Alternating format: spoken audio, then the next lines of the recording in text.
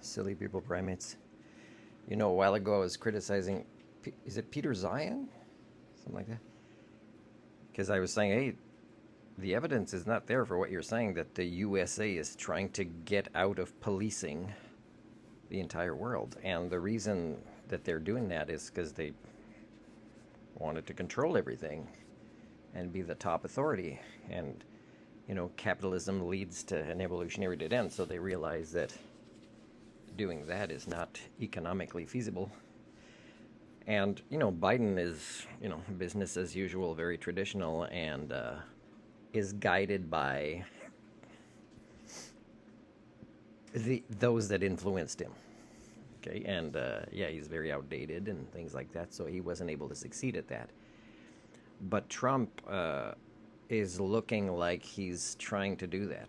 But the way that it's being done is even his supporters either don't realize or don't care that when it comes to the concept of peace or human rights or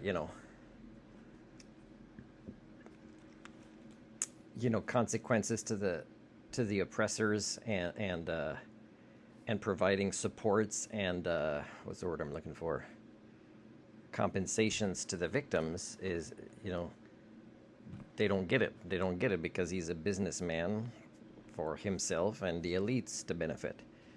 So, for example, to actually try to do a business deal in a peace treaty to get, let's say rare earth minerals is pretty insane. And if he allies himself a lot with Russia, Canada's in danger of these same things. So in a way, there are things we have in common with Russia and the Arctic, and we should form a collaboration pretty quick with that. I'm just saying.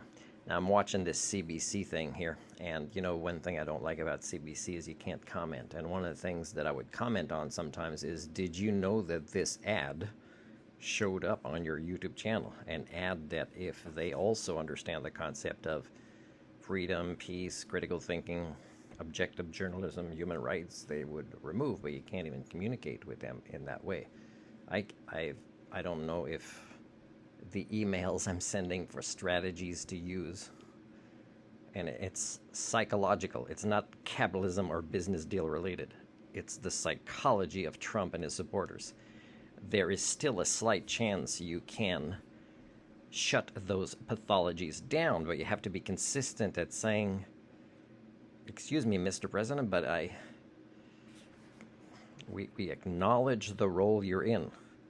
However, you must put yourself in our shoes that we are dealing with somebody that is unwell, that has the wrong types of solutions or suggestions or recommendations or behaviors for the scenarios based on not just the Canadian Charter of Human Rights or our criminal code or the international treaties that we're in, but that's the way it is. So please, Mr. President, if you really want us to go sit at the table with you, which would be a great privilege for you because there's a lot you could benefit from our sanity, as compared to yours, is you need to kind of stop talking in this way.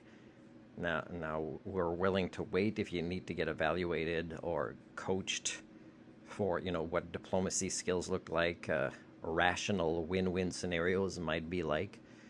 But when they're trying to make a business deal for something that requires peace and the acknowledgement of human rights, it's not good. Plus, the deal won't benefit the supporters of Trump. It'll benefit the elites.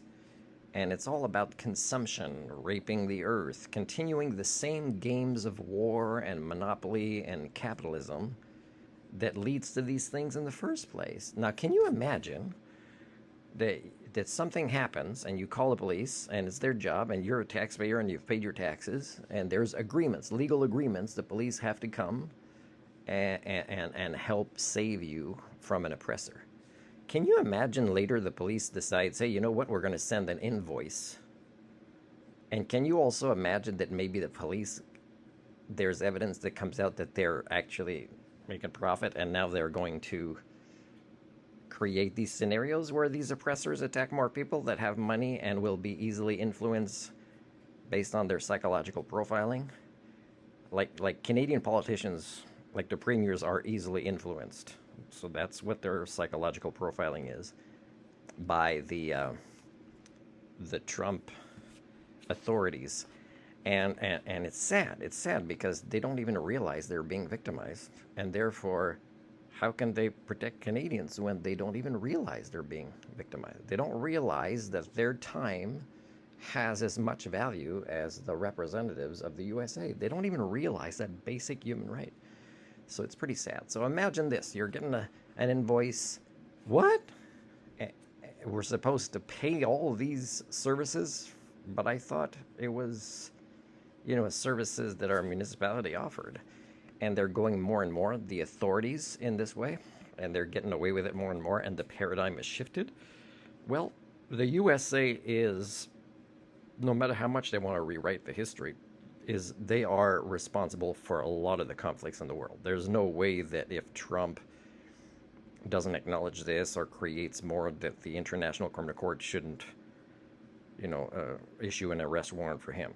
But the thing is our species is so that if people that have arrest warrants, let's say there's like a Netanyahu and Putin and Trump, and they're strong and they'll decide what to do in the Middle East or with Europe, and they all have arrest warrants. Do you know that their supporters around the world are strong enough to actually have this happen? That's the state of the world right now. So you're not that far from 1984, and you are not able to reverse this because you're already suffering from HSD, much less from whatever else manipulation they want to do to you.